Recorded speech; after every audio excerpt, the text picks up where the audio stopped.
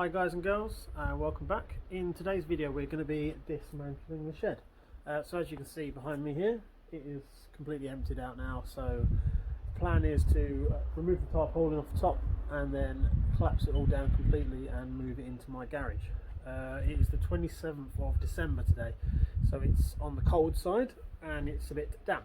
So the plan is to move it into the garage, give it a couple of weeks to dry out completely, and then over that time I can repair anything that needs repairing on the sides and then look at painting it before reassembling and moving to the new location, which is going to be just down here. So that is the plan for today, just dismantling and moving. The hardest part is going to be is where the pile of pallets are, because it was a quick job to get it into my garden once I moved, to put it up to store stuff out of the way whilst we were moving still.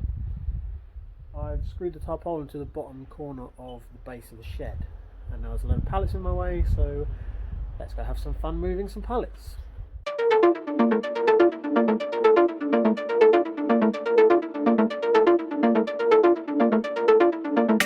Okay, so after moving a few of those pallets, I found I hadn't screwed the tarpaulin direct to the base. I'd actually put a washer into the end of the tarpaulin, scrunched up, tied some string around it, and then screwed that to it. So rather than move all the pallets away to get to the screw, I've just cut the string. So now I can pull that corner loose.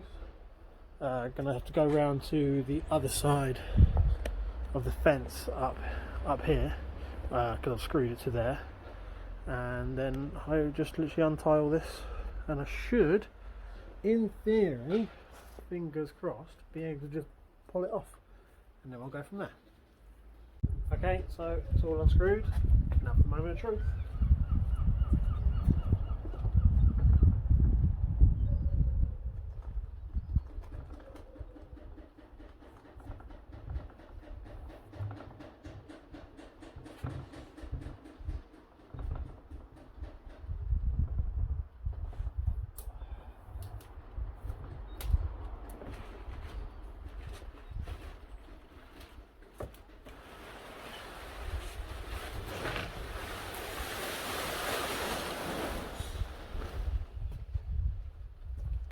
Yes, didn't get stuck, came off beautifully, happy days.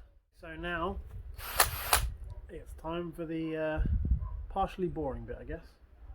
So here we go.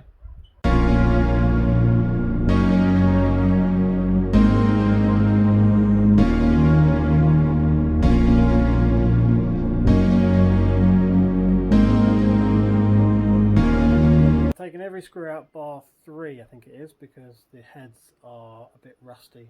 We've had some damp come in the bottom front corner and the back corner, and then one of the screws on this side I stripped it. I had the wrong attachment in the drill, so I'm now going to try and prise those out with whatever tools I can. Be back in a minute. I seem to have misplaced my crowbar, so I have to resort to a claw hammer and an old chisel, so don't have a go at me.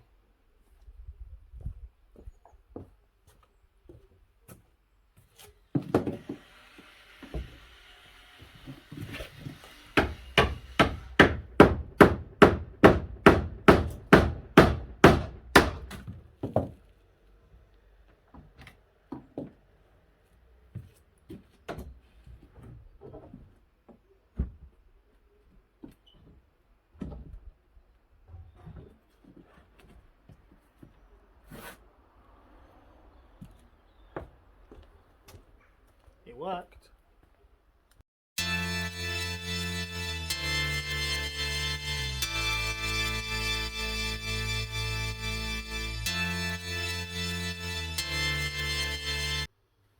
Okay guys, so I've got the majority of the shed into the garage.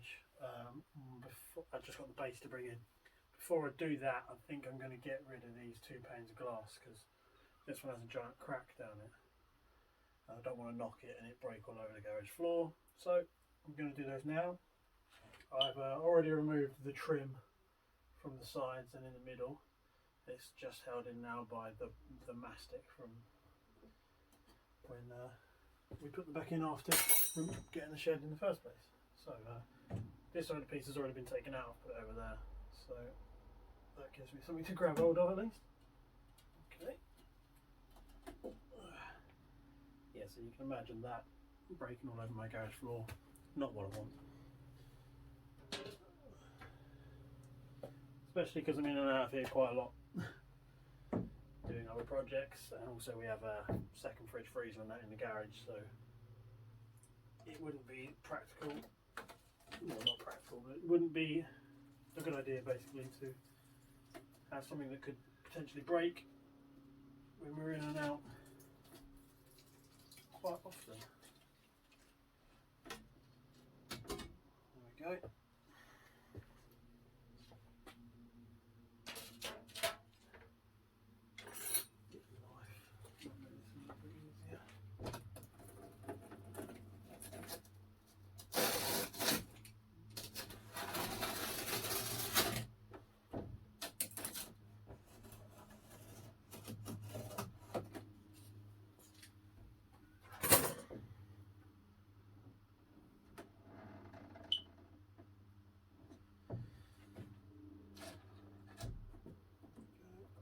There we go.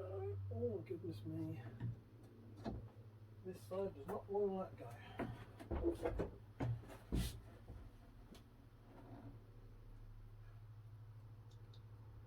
Slowly. I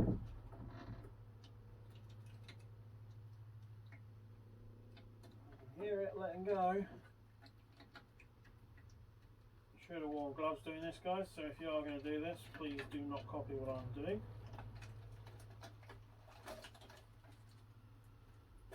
I can feel the glass flexing, and that's obviously not what I wanted to happen.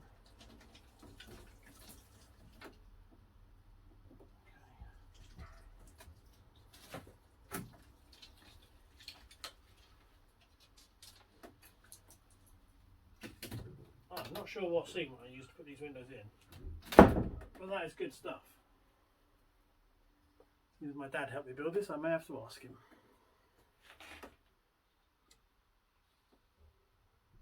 Okay, so I'm going to find somewhere safe to put those, and then move the base into here, and yeah, then I'll hopefully see you in a couple of weeks once it's dried out, and we can look at doing some repairs and maybe slapping some paint on this thing. See you then. Because the base is ridiculously heavy and I'm at home on my own today, I've decided to take all the chipboard off the top. It's all wet and rotten anyway, so it's going to need replacing.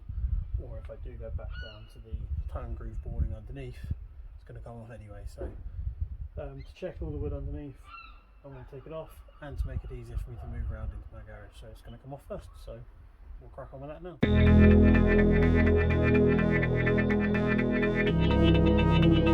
Okay guys, so we definitely will not be going back down to the tone groove board.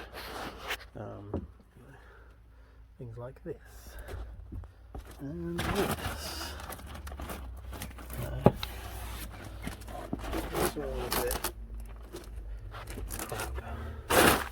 crap. Majority of it's good, but with the bits that are,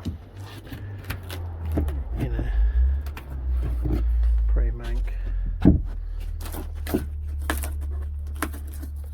I just don't think it's worth the time and effort.